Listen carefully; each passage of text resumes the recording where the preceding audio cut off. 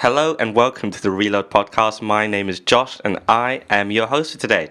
So today we have Jamie Franklin. Lovely to meet you. Thank you very much for coming down. Thanks for having me. So Jamie Franklin is the Artist Relations Manager for Roland. Yes, Roland Europe, yeah. Brilliant. Roland Europe, That's sorry. it, yeah. That's all right. Mistake. And so just to give a brief outline as to what Roland is the Japanese manufacturer of electronic musical instruments, equipments and software. Products include digital upright pianos, synths, guitar products, keyboards, amps. There's like a whole load of different. It goes on and on. Yeah. We've just got involved with V-Moda as well. So now we are V-Moda headphones. Okay, and we're working with Serato on DJ software hardware as well. So, nice, lovely. And for all the listeners out there who are musicians and don't know who Roland is, I mean, you have to be living under a rock to not know the brand. Well, we would never like to say that ourselves. That would come across very arrogant. But we're lucky in that we're one of the leading, digital instrument manufacturers, and we've got a really great past, which I think is one of the reasons why we're so well known today. Because that has influenced obviously the products that we continue to make. So yeah, absolutely. Sweet, brilliant. And so as I said, you are the Artist Relations Manager.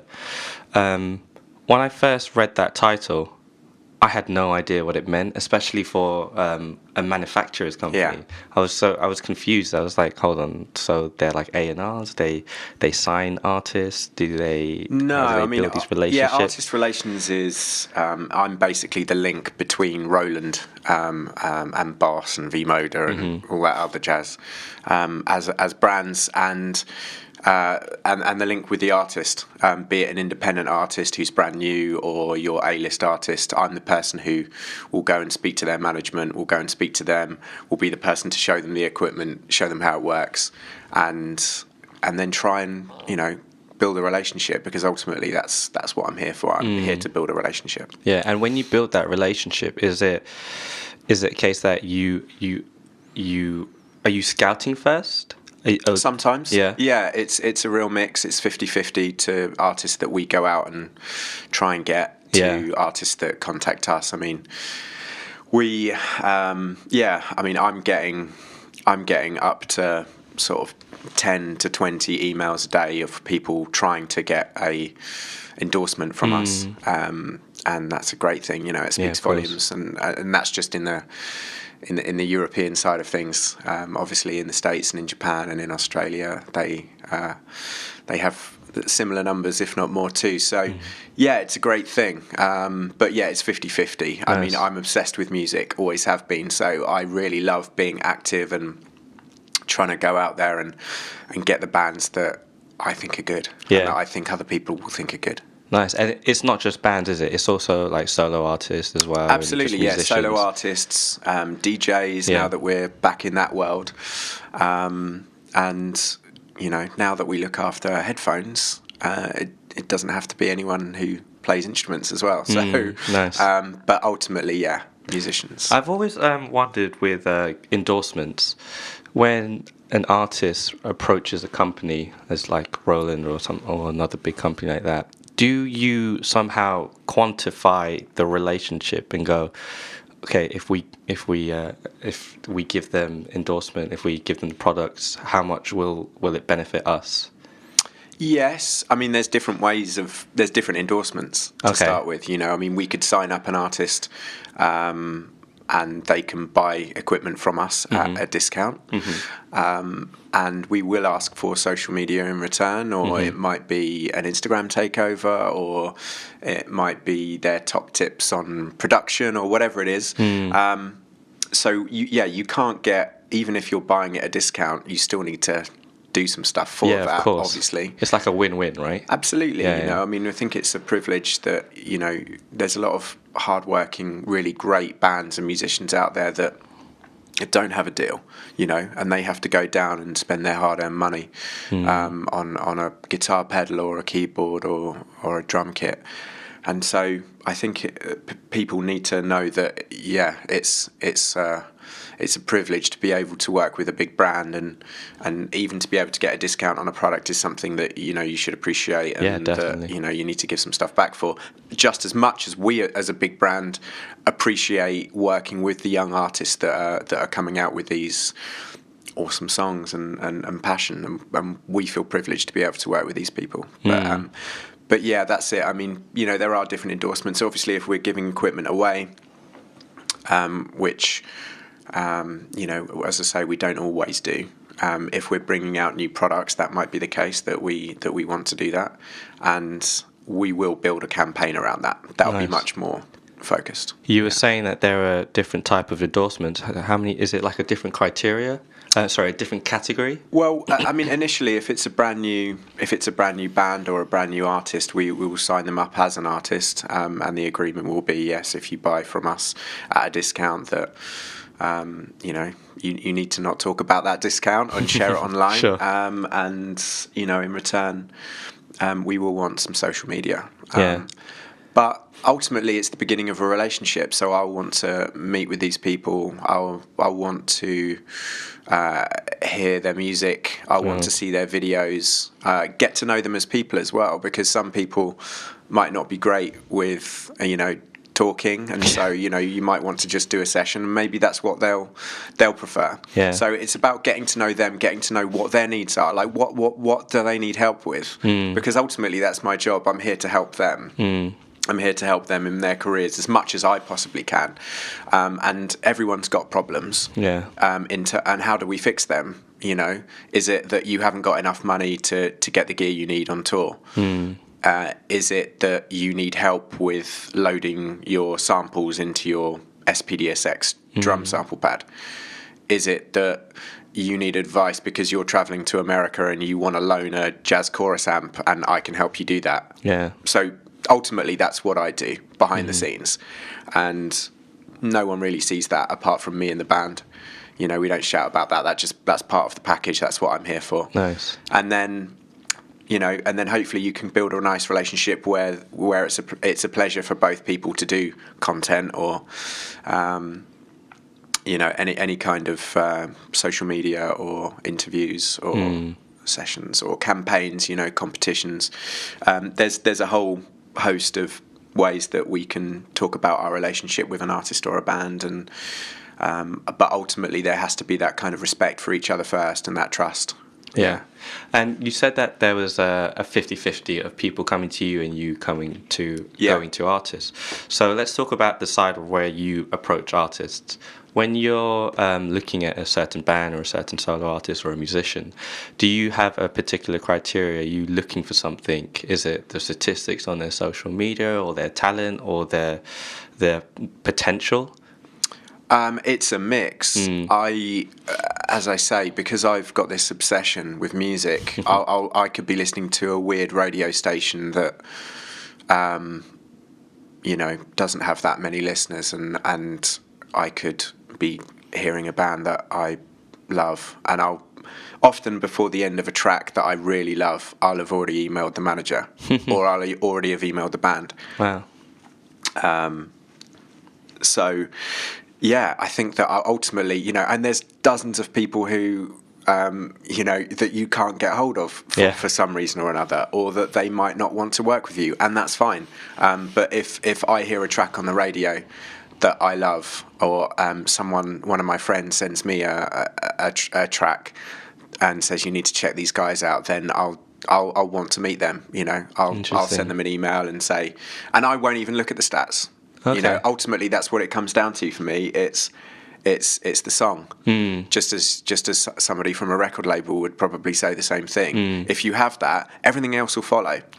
If you happen to be a nice band as well, and you happen to be up for having a relationship with a brand, then great, and then that's brilliant, But ultimately, you have to approach a load of bands, and a load of bands have to approach me for only a handful to be really worthwhile.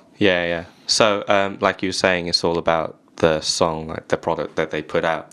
So is it the same for when artists come to you Is it that they give you their songs, say, hey, look, this is what I'm about? I'm not going to lie. It's good to Yeah. know the stats as well. If Sure. if they have an engaged following, it's a no-brainer that that's a good thing for us. Mm-hmm. Ultimately, my job is to sell products for a musical instrument company, Yeah. right? You know, we've got to be honest about it. That's Yeah. ultimately what I'm here for. However, you know, you need the songs and you need the passion and you need the drive and the ambition and the creativity. If you don't have that, then that's it. Yeah. You know, what are you doing? Yeah, of And course. what am I doing? Yeah, So ultimately, yes, it's good to have those numbers. But then if you're a brand new baby band and you've just released one track, I don't care if you haven't got a Facebook page and a manager and a record label. That doesn't matter to me. And what those and if you want those, that doesn't matter to me. Ultimately, if you're a really exciting person who is creating great music, you'll get popular. Yeah. And it doesn't matter whether you're popular with 60 million fans on Facebook and YouTube and whatever else. It's great if you've got that for obvious reasons. Yeah. But if you don't have that, we work with loads of bands that aren't signed. Yeah. We work with loads of artists that have minimal people on Facebook following them. But those minimal people are really passionate about music, and they might be the ones who turn around and go and buy a piano that person's using. Exactly. And they might be respected. You know, if you've got 900 fans on Facebook, they might be the most engaged musicians on Facebook. You know, I remember when we were reaching out to other brands to work with, I remember asking one of them, saying, "Why did you actually decide to connect with us?" Because we were such a tiny brand back then, still are, and he said, "I saw potential and I saw that you were doing everything like in a sense of excellence. You were putting a lot of work in, and there was a good sense of quality." Absolutely. Yeah. You're doing what you do exactly. really well. Yeah. You're really passionate about it. Yeah, despite the numbers, he's still... It doesn't matter. Yeah. You know, if we reach 3 people from this and they checked out our website and listened to the bands that we endorse and went and bought their records, I'd be chuffed. Yeah, exactly. That's it. Because he was also saying before he knew us, a friend of ours, a mutual friend of ours, introduced us to the brand. Yeah. And because of he kept that relationship, he met us, and because of he met us, we brought exposure from our fan base as well. Absolutely. So you never know absolutely. who you actually work with. Yeah, and you what don't you can know do. that, Yeah. and I think that you should just have that kind of attitude. I like to have that attitude. Yeah. You know, where it's you know. You get to meet new people and have a chat about what you do, you know. And if you reach some people off the back of that, which, you know, let's be honest, this will, because you guys are great, and I'm sure that you know, it will try and help some people again answer their problems and try and help them out a little bit. And we all started somewhere. Yeah, exactly. You know, and we're still continuing. So yeah. It all comes down to just relationships, right? That's just having a one-on-one relationship with a person, and then connecting with other people as well. Yeah, it sounds cheesy, but everything we do comes down to that. Yeah. It's the relationships with the bands and the artists that we work with. It's the relationship we have with our head office in Japan, and then it's the relationship we have with people who aren't following us. You know, that we're trying to get to follow us and see what we do, and maybe one day they'll try one of our products, and then maybe they'll try another one, and maybe they'll tell their mum that piano that they've got is really good, and maybe it'll be good for them. Yeah, that's it. Yeah, it's really simple. Sweet. So I know we've talked about how your role as an artist relations manager, but I want to talk more about yourself. This is actually not on my notes. Cool. No worries. How did you actually get into this role? Because when I was doing research on you, I think I saw like articles of like you dating back to all the way down to 2012. Am I right in saying? Yeah. Have you been there for a while? Yeah, I've been at Roland for about 8 years now. Okay. Wow. It started off, I was a consultant working with Roland UK. Now I'm Roland Europe, and have been for the last few years. So you were consulting on? Yeah, so I was doing artist relations, but Okay. it was 8 years ago. I mean, you know, I don't think we had a YouTube channel. I don't think we had a Facebook page. I don't think there was YouTube. I mean? Exactly, right? Then, so it's kind of crazy looking back. I mean, when I first... So I used to work for a production company, and I was doing little bits of tour managing here and there, tour production. But I'd seen artist relations. I'd worked for Fender Guitars, and I saw somebody doing artist relations there, and I thought, that's the best job in the world. How can I do that? I asked if I could help them, and so I got to start. I was meeting bands and managers, and I didn't know how that worked. I didn't know what was behind putting a gig on. Yeah. Everyone just sees the glamour of the gig. You see the gig, you don't see anything that happens backstage, or the building up of that, or the promotion of it, or the whatever. Campaigns and all of that stuff. It's insane. And so I think that really intrigued me to start with, and I was lucky enough to be working with people that were just introducing me to everyone, so I got to meet a lot of people very quickly. And was that because you got yourself out there? You were just asking people, hey, can I help you? Yeah. Were you just lucky to know people? Yeah, I'm pretty tenacious. Okay. And I want to know. I want to know everything about about bits and pieces that I'm into. So I wanted to know. Yeah, what does a manager do? I want to know what a record label does. What does the A&R guy for a record label do? That lighting guy, what does he do during the? I want to know all these things. Partly because I was trying to work out what I wanted to do. Yeah, you know what I mean. Sure. When I was at school, I wasn't given a choice. Yeah. I told them that I liked music, and they were trying to get me to work in the local bank because that was a career, Yeah. So when I look now at what my nephew is doing at school, like, music production, and he's in like 5 bands, and I'm just like, damn. Yeah, it's great. If I had those opportunities, I know, right? Yeah. But I'm not complaining. But I think that back in that day, you did have to be more kind of tenacious. You had to kind of get out there, and that's what I wanted to do. I wanted to kind of see how it all worked, and ultimately, I approached Roland and said, I could do your artist relations for you. Here's my plan. Brilliant, because I knew that we had to work with bands more closely than just getting them to hold up a cheesy photo of them holding a guitar pedal or whatever.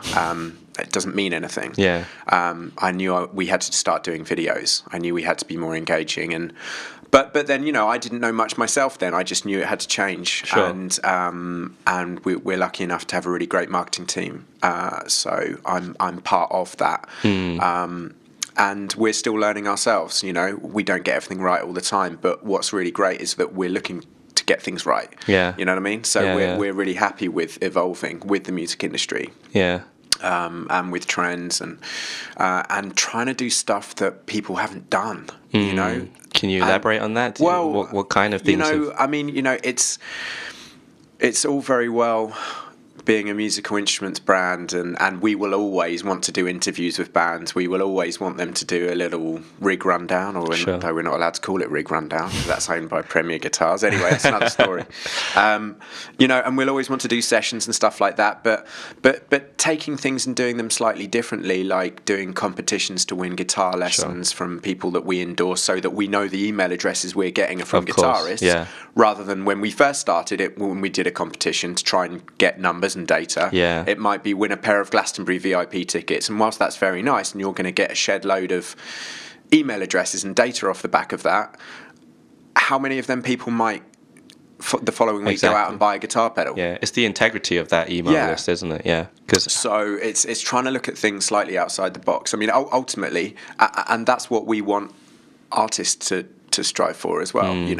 Yes, we will work with the big artists that maybe people see as not the most kind of forward-thinking bands, but personally, I think it's really important to start working with people who might not have that many views on their YouTube channel or people following them on Facebook. But if they're doing something different with passion that no one else is doing or done, then it's great, and we want to be part of that, and we should be part of that. That's part of I think that's part of my responsibility.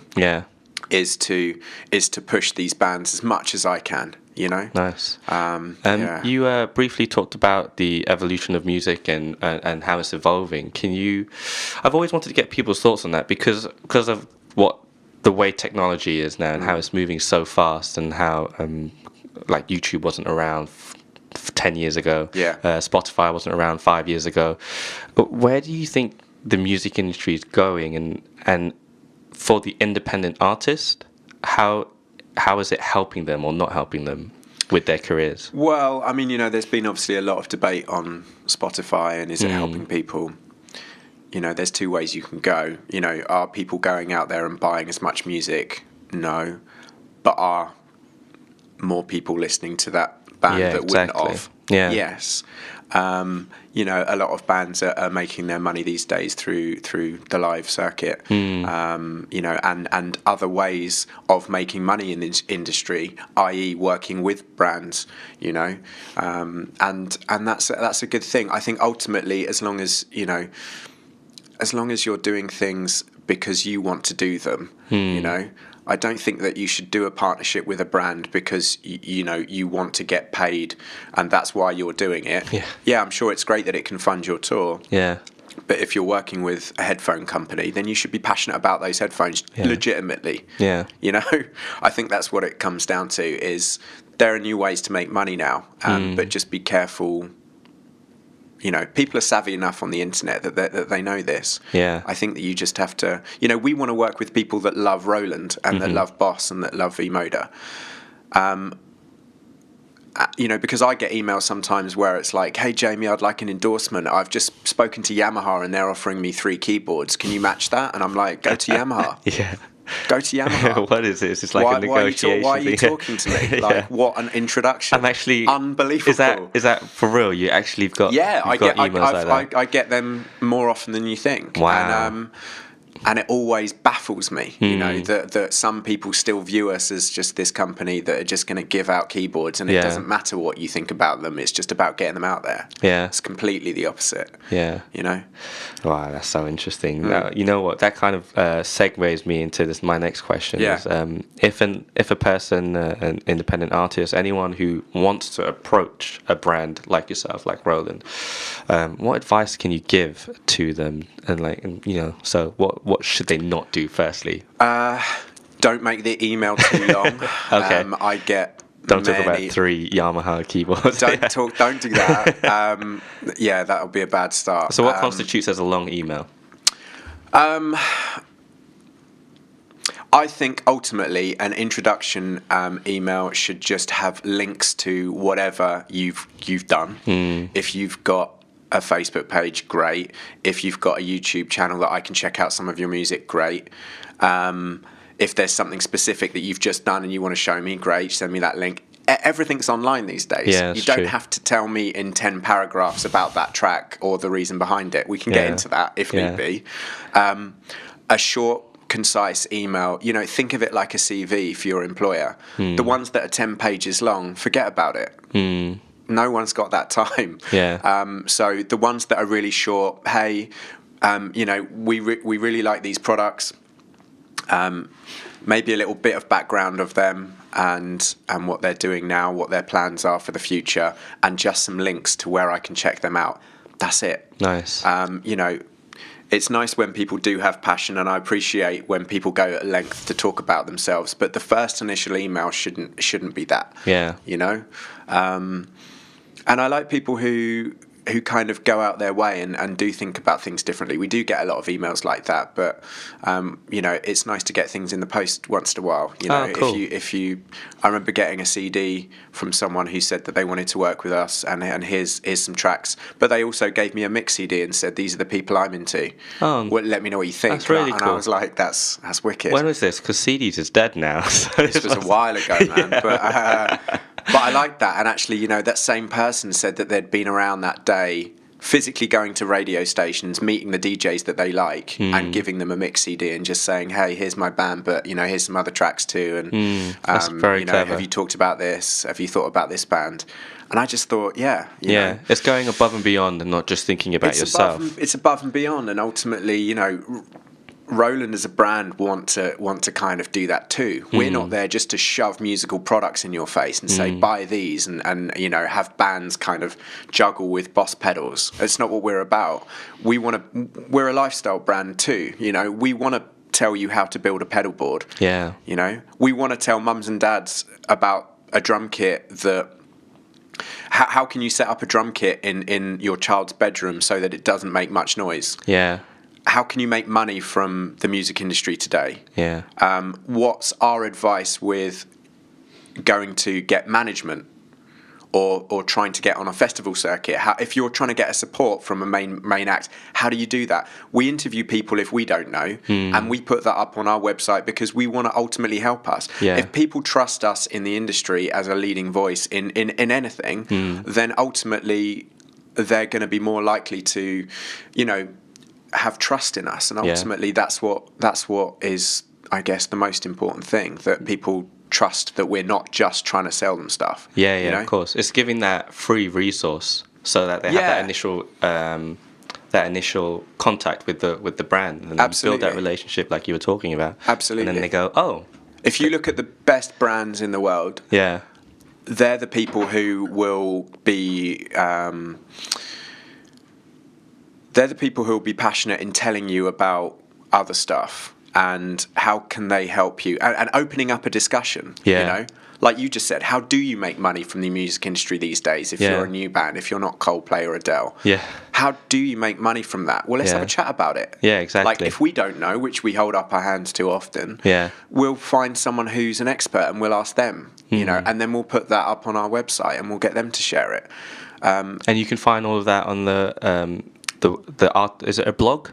We do have a blog, Roland.com. Cool. We do have a blog up there, and we used to have a magazine called Power On. That's not that's not happening anymore. But we still try and do that stuff online. You know? I think that there's too many people out there that are just.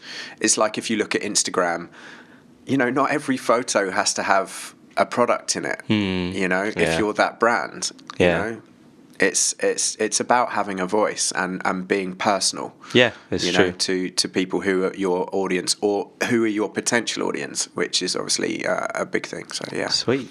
I remember watching a video about when you were saying a manufacturer's company shouldn't just be their brands and all of that. Just a whole history of just products. One of the reasons why. I don't know why I'm bringing her in, but Kim Kardashian is so famous for and successful for what she does is that she's very personal. Right. And she talks about her everyday stuff. She creates that connection, and then occasionally she puts in her products in. I'll take your word for it. I don't follow her online, but no, I mean I watched the video. I'm not a fan. I can tell she's very successful. No, absolutely. It's important. You don't want to just bash the customer, the consumer with what you do. No, and I genuinely like reading the comments from people who are into the same kind of stuff as us. And even when they're not, I mean that's the even better thing. I'll put up a quote online just saying, just listening to Deftones' White Pony, what you're listening to, and just seeing what people are checking out. What can we listen to? Nice. Do you can you mention any artists you're currently have a relationship with and that you've taken on board with Roland? Yeah, sure. I mean, it's always hard when people ask you that because we look after so many artists in different capacities. But new artists excite me. I mean, we've got a band coming to the Artist Centre in London next week called The MVPs, and the spelt THEE MVPs. THEE. Okay. And they're a new band. 3-piece, 4-piece from the UK. I actually don't know. I think they're a 4-piece. Okay. But they make some fantastic noise, and I can't wait to see them live because I haven't seen them live yet. I think they're supporting Pulled Apart by Horses at the moment, and so I should be meeting them tomorrow. Sweet, I think. I'll check them out. So check them out. But we deal with everyone. On the guitar side, we've got Johnny Marr from the Smiths, Bring Me the Horizon. God, I could go on and on. But we're lucky enough to work with some really big bands. Like I say, people like Muse. Right down to people who are brand new. Like there's a guy called Anchor Song who came into the studio last week. He's from Japan, lives in London, and he released an album last year called Ceremonial. Check it out. Okay. It's really amazing. Definitely will. Yeah. And you said you have your own studios then? Is it in your headquarters? We have an artist relations room in Berlin and in London and in LA and in Tokyo. Sweet. And so artists who are traveling can go to those centres, check out the latest gear, have a chat about what we want to do together in the future. I mean, we do. We're also involved in songwriting camps, and so we want to help our artists. We want to help them create, and so we don't want it to be just because we've released a drum machine that's our job done. We want to show you how that works. We want to get this guy in to show you how he produced Public Enemy. You know what I mean? And what did he do on the 808 drum machine that they can follow? You know what I mean? That's cool. So we're always kind of looking to reach out to those people. Nice. So if an artist wanted to come, not even just an artist, if a person wanted to come and reach Roland, how do they get in contact? Is it through the website, through social media? I mean, they can do that too. I think on our website there's links to how they can get an endorsement. There's a specific email address. Sure. I believe it's artists@roland.com. Cool. Don't quote me on that. I will, right, I will let you know. Yeah, no worries. Well, hopefully we'll do a write-up and we'll put it on the blog. Absolutely, and get the links down. There's addresses for head office. I mean, ultimately, they can get in contact with us in numerous ways. But getting in touch with the brand, sending that short email, and ultimately with those links, and ultimately, if you've got, if you're a creative person, and you're making some good stuff and you want to continue to make good stuff and work with a musical company like ours, then you'll be onto a winner. So is it you reading every single email, all 20 emails a day? Well, I mean, I personally get those emails. I mean, it would be more than that if you take into consideration what head office get. Exactly. I sometimes get emails sent from them saying, Jamie, what you think? And that's the way it should happen. But somehow they just get your email. People know people. I get a lot of emails from artists who are mates with other artists that we endorse, and often that's a way in. But I'm happy to read those ones. Well, hopefully after this you'll get another 5 more. Exactly. Give you more of a headache. Fresh week, and that's what I love. I love those emails more than anything. Cool. There are a lot of them, and I'm busy, and that's great. It's a good problem to have. But I love nothing more than a new band who I have no idea about sending me their music, telling me about what they're all about, what their plans are for the future, what gear they play, what they're interested in using, what advice do I have for them, and then a link to music. Ultimately, it comes down to that. Nice. And when I'm hearing a new track by a band that I've never heard of and it blows me away, which it often does, it's the best feeling in the world. Nice. Yeah. Well, Roland is, like I said at the beginning of the podcast, that it's just such a big brand, and if you don't know what it is, you're living under a rock. Get to know. Yeah, get to know. Because when I was starting out, I mean, I was like a hobbyist guitarist, and I saw all the Boss pedals, and I was like, oh my gosh, I have to get this, I have to get this, I have to get this, and it was just great products. And Roland I've just known it all my life, just because being surrounded in the music world, I've just seen the brand everywhere. So it's great to see the success of Roland, and it's great to have yourself come down and talk about Roland and represent Roland. It's great to be here. We're really lucky that we've got that history where and occasionally it was by accident, like with the 808 drum machine and the 909 drum machine, for instance. That went on to create a genre of music, and we built that to be an accompaniment to an organ player. You know what I mean?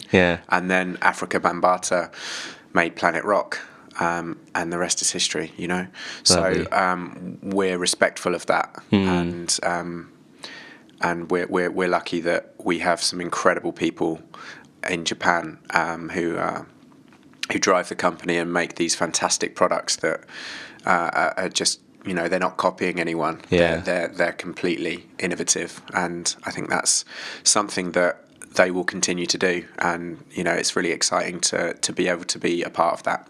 Nice. Well, my final question is a question that I've asked all the people we've interviewed, and it is, what in your eyes is a successful artist?